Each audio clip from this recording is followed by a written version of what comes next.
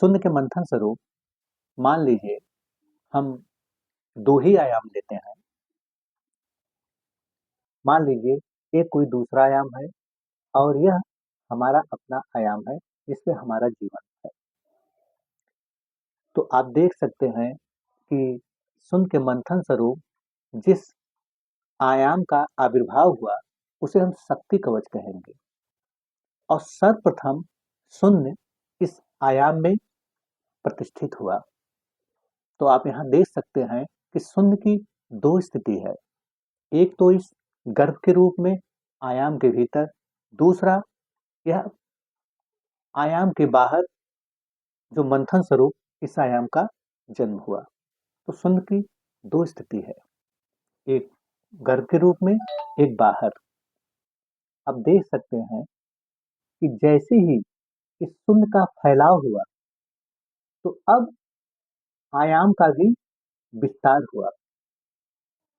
तो इस स्थिति से इस स्थिति तक विस्तार होने में कुछ काल लगा। तो उसी शून्य के फैलाव को ही हम काल कहेंगे, यानी रचनाकार। अस्तित्व जो भी काल है वही एक काल है, सिर्फ शून्य का फैलाव।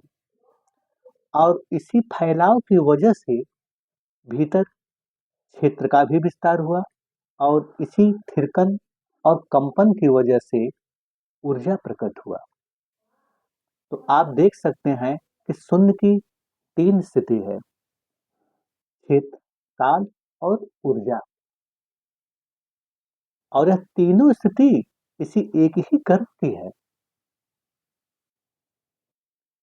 और ठीक हम दूसरे आयाम में भी यही स्थिति पैदा होगा। इसमें भी शून्य की तीन स्थिति है, काल, क्षेत्र, ऊर्जा।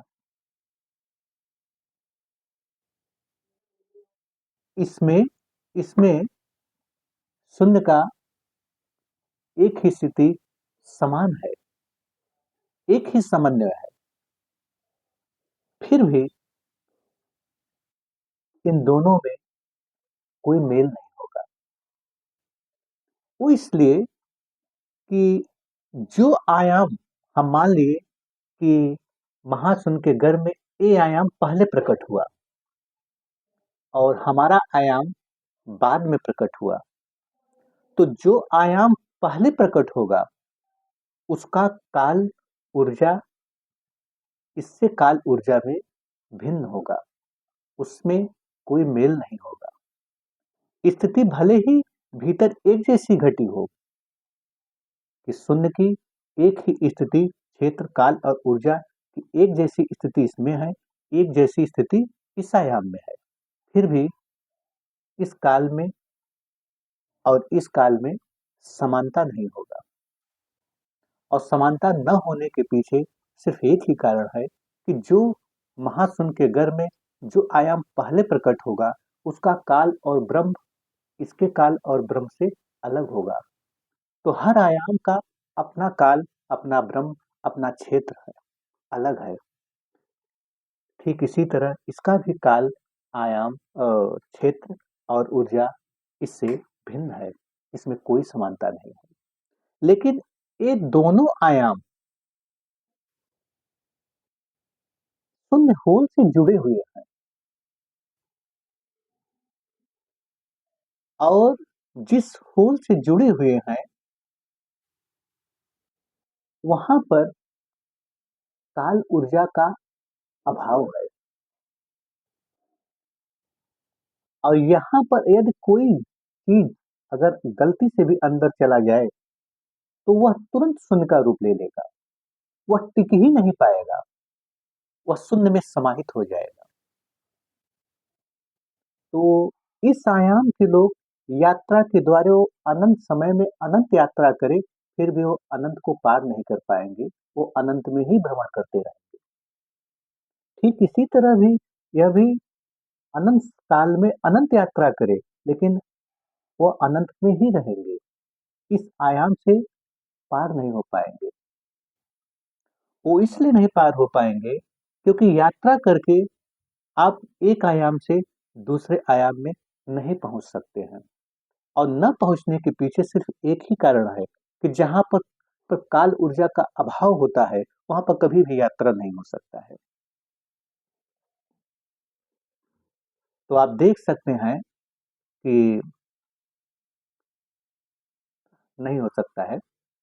हाँ, तो अब ये समझिए कि एक आयाम से दूसरे आयाम में कैसे संपर्क हो। तो इसकी दो ही स्थिति है।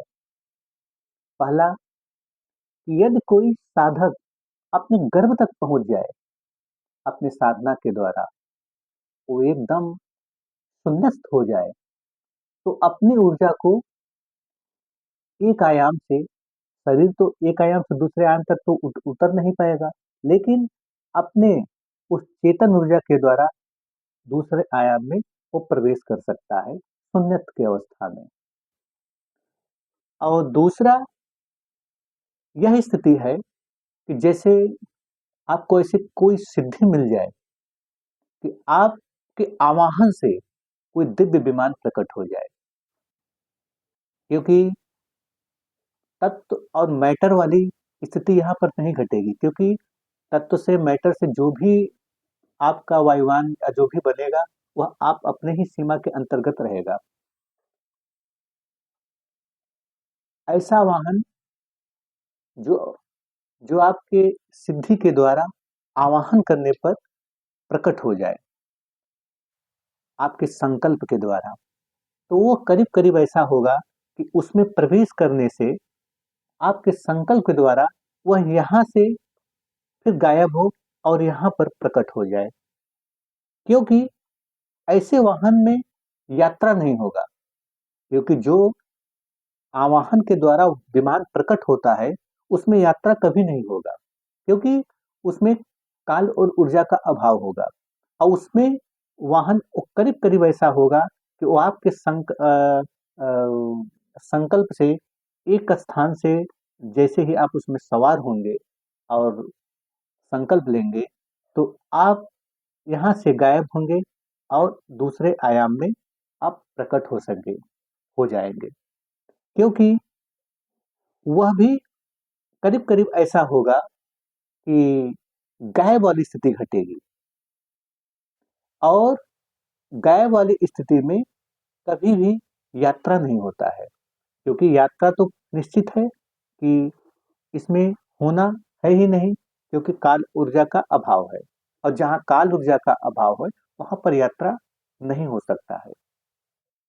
वह करीब करीब ऐसा घटेगा कि आपके संकल्प से वह वाहन यहाँ से गायब हो और सीधे यहाँ प्रकट हो जाए। तो यही स्थिति है। और इसी के द्वारा आप एक आयाम से दूसरे आयाम में प्रवेश कर सकते हैं या संपर्क कर सकते हैं।